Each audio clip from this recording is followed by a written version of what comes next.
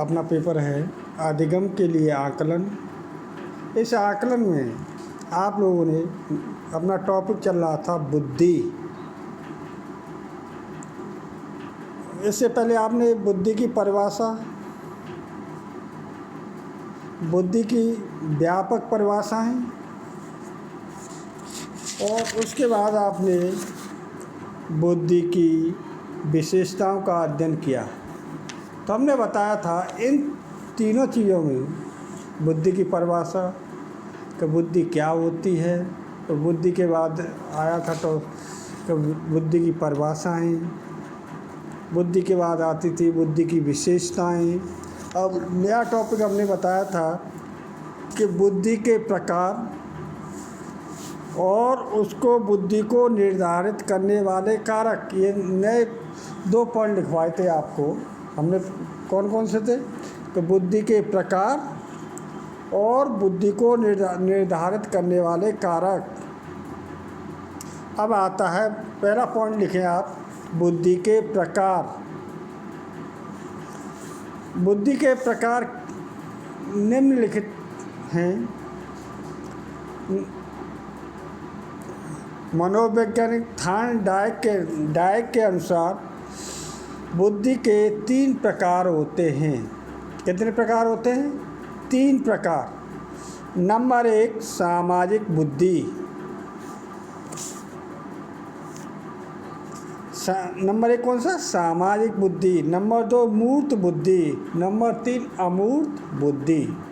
ये 3 प्रकार हैं, सामाजिक बुद्धि, मूर्त बुद्धि तथा अमूर्त बुद्धि। तो नंबर 1 सामाजिक बुद्धि। सामाजिक बुद्धि के अंतर्गत देखें आप, सामाजिक बुद्धि से अभिप्राय मनुष्य की वह योग्यता है जो समाज में समायोजन की क्षमता उत्पन्न करती है। सामाजिक प्राणी होने के कारण मनुष्य को सामाजिक कार्य करने, संबंध बनाने में यह बुद्धि योग्यता प्रदत्त करती है या प्रदान करती है। जिन बालकों में सामाजिक बुद्धि की अधिकता होती है वे परिवार के सदस्यों, हम उम्र दोस्तों के साथ सामंजस्य कायम कर लेते हैं और इनमें व्यवहार कुशलता के साथ व्यक्तित्व एवं चरित्र के गुण विद्यमान होते हैं। स्वभाव, मनस्थिति, मनोवृत्ति, ईमानदारी, निर्णय, हास्य, स्वभाव आदि कारक सामाजिक बुद्धि के उदाहरण हैं या परिचायक हैं। सामाजिक बुद्धि के अभाव में व्यक्ति जीवन में असफल हो जाते हैं और उसकी परिपूर्णता में वह नेतृत्व संभालने में कामयाब होता है। नंबर 2 मूर्त बुद्धि। मूर्त बुद्धि का तात्पर्य, मूर्त बुद्धि का स्थूल बुद्धि के नाम से जाना जाता है। इसका अभिप्राय विभिन्न वस्तुओं को समझने तथा उनको प्रयोग करने की योग्यता है। यह वास्तविक स्थिति को समझने तथा उनके अनुकूल क्रियाकलापों तथा व्यवहार करने की योग्यता है।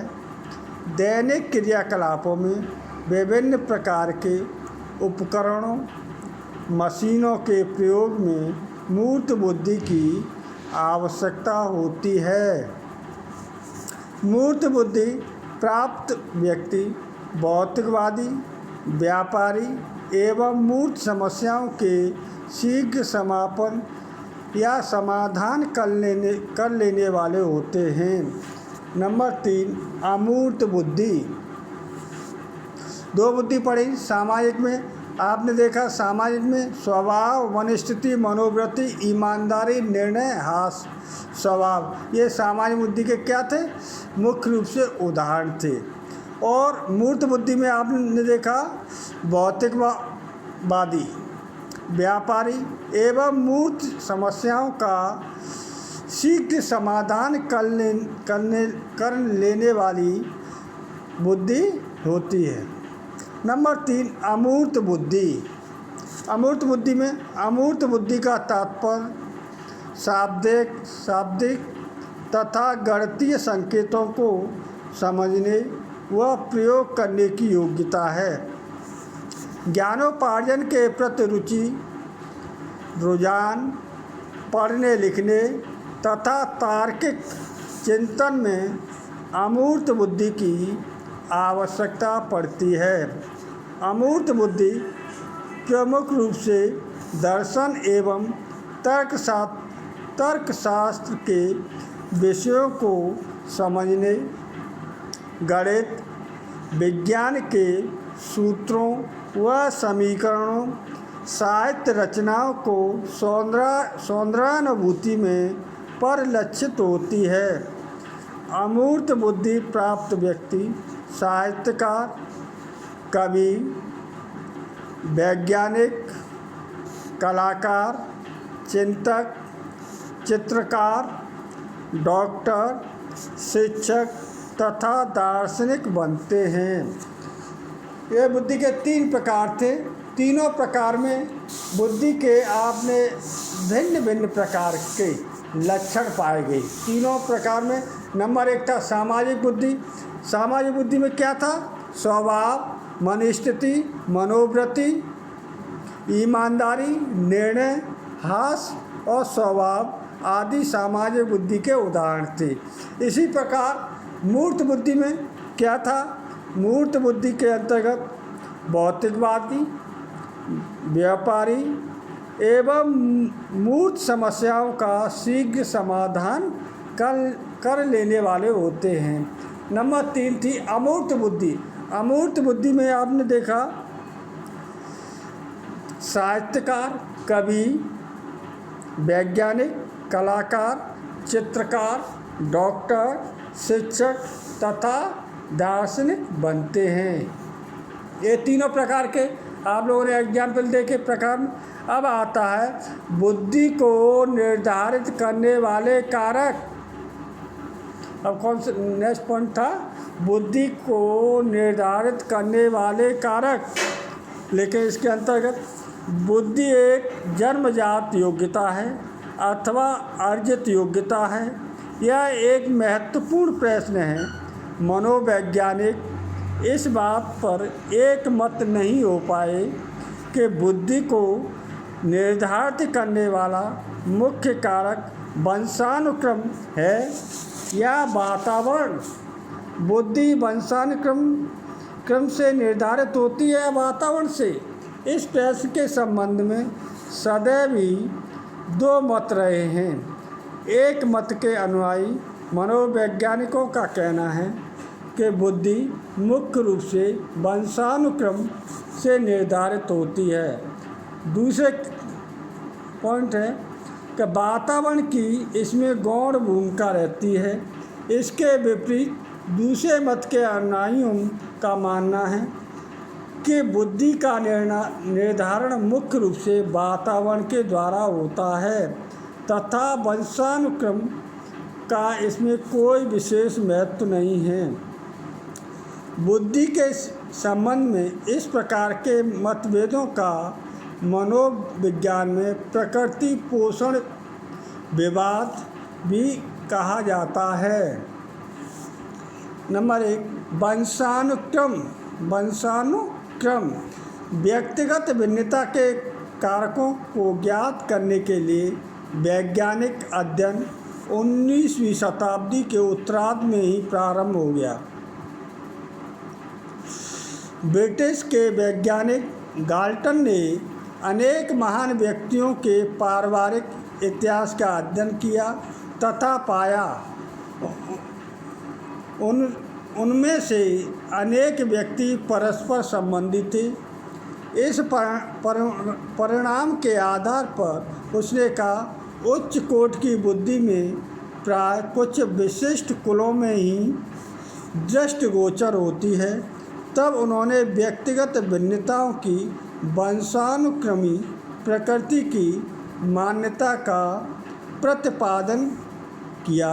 गाल्टन ने 1866 में प्रकाशित अपनी पुस्तक में बुद्धि की विभिन्नता का एक कारक जैविकीय वंशानुक्रम को बताया। उस समय के अधिकांश मनोवैज्ञानिकों ने गाल्टन के इस विचार को एक स्वीकृत तथ्य के रूप में ग्रहण कर लिया। बाद में टर्मेन तथा गोडार्ड तथा आदि मनोवैज्ञानिकों ने भी अनेक व्यक्तियों के पारिवारिक इतिहास का अध्ययन करके बुद्धि में वंशानुक्रमी होने की मान्यता की पुष्टि की। जुड़वा बच्चों तथा भाई बहनों पर किए गए अध्ययनों के आधार पर भी इस मान्यता की पुष्टि अनेक मनोवैज्ञानिकों द्वारा की गई। सन 1966 में आर्थर जेनसेन ने बुद्धि उपलब्धि पर किए गए अनुसंधानों का सर्वेक्षण करके निष्कर्ष निकाला कि बुद्धि मुख्यतः वंशानुक्रम से निर्धारित होती है। उसने कहा बुद्धि के लगभग 75 से 80% भाग निर्धारण जेनेटिक विभिन्नताओं से होता है, जबकि शेष 20 से 25% का निर्धारण वातावरणीय प्रभावों से होता है। नंबर 2 आता है वातावरण। 20वीं शताब्दी के चौथे दशक में आयोवा विश्वविद्यालय में किए गए अनुसंधान कार्य से प्राप्त निष्कर्षों के आधार पर बुद्धि तथा वातावरण में संबंध स्थापित किए जाने लगा। अनेक समाजशास्त्रियों तथा मानव व्यवहारवादियों ने भी कहा कि बालक का वातावरण उसकी मानसिक योग्यता को प्रभावित करता है। बेलमैन व काफ़ी आज मनोवैज्ञानिकों ने अपने अध्ययनों से वातावरण की महत्ता को सिद्ध करने का प्रयास किया। इन लोगों ने बताया कि अनुकूलन वातावरण में ही मानसिक योग्यता का विकास होता है तथा अनुपयुक्त वातावरण में रहने से बुद्धि कुंठित हो जाती है। इस प्रकार से इन मनोवैज्ञानिकों ने मानसिक योग्यता तथा बुद्धि को वातावरण के द्वारा निर्धारित होने वाला गुण बताया तथा वंशानुक्रम के महत्व को अस्वीकार कर दिया। ब्लूम तथा एल्जलमैन, क्लार्क व क्लार्क आदि वातावरणवादियों ने बुद्धि उपलब्धि पर किए गए अनुसंधानों के आधार पर बुद्धि को वातावरण से प्रभावित होने वाला गुण बताया। उनके अनुसार जन्म से लेकर 4 वर्ष आयु तक की अवधि में उत्तम वातावरण प्रदान करने की बुद्धि लब्ध को बढ़ाया जा सकता है। नेक्स्ट, वंशानुक्रम तथा वातावरण की अंतःक्रिया। वंशानुक्रमवादियों तथा वातावरण के द्वारा बुद्धि के संबंध में अपने अपने पक्ष में प्रमाण प्रस्तुत किए जाने की होड़ के परिणाम स्वरूप इस प्रकरण पर एक विवाद सा उत्पन्न हो गया। वंशानुक्रमवादी मनोवैज्ञानिक वातावरण के प्रभाव को तथा वातावरणीय मनोवैज्ञानिक वंशानुक्रम के महत्व को स्वीकार करने के लिए तैयार नहीं थे। वास्तव में अनुसंधानों से बुद्धि के वंशानुक्रम में या वातावरण से निर्धारित होने से संबंध में कोई निष्कर्ष नहीं प्राप्त हो सका। कुछ अनुसंधानों ने बुद्धि के वंशानुक्रम से निर्धारित होने के परिणाम प्राप्त होते हैं, जबकि कुछ अनुसंधान बुद्धि को वातावरण से निर्धारित होने के परिणाम देते हैं।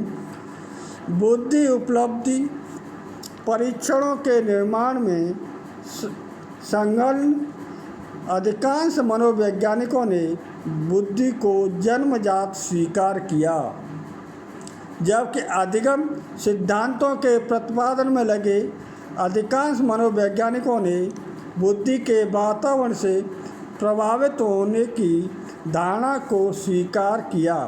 जैव रसायन, प्रजननशास्त्र, विकास, मनोविज्ञान आदि क्षेत्रों में विकास प्रक्रिया का गहन अध्ययन किया गया तथा इसके निष्कर्षों के आधार पर वंशानुक्रम व वातावरण की अंतःक्रिया के दृष्टिकोण का विचार प्रतिपादित किया गया। वर्तमान समय में ही यह मत अधिक मान्य है।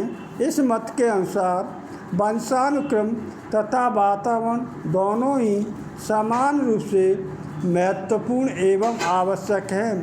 सभी प्रकार का विकास इन दोनों की अंतःक्रिया का परिणाम होता है। बालक के बौद्धिक विकास में भी वंशानुक्रम तथा वातावरण दोनों का प्रभाव पड़ता है। वंशानुक्रम पर हमारा नियंत्रण लगभग न के बराबर होता है, जबकि वातावरण को हम नियंत्रित कर सकते हैं। आज के लिए इतना ही। कल होगा बुद्धि, नया टॉपिक होगा, कल प्रारंभ होगा बुद्धि परीक्षण का अर्थ और बुद्धि परीक्षण की परिभाषाएं तथा बुद्धि परीक्षण के प्रकार। आज के लिए इतना ही। धन्यवाद।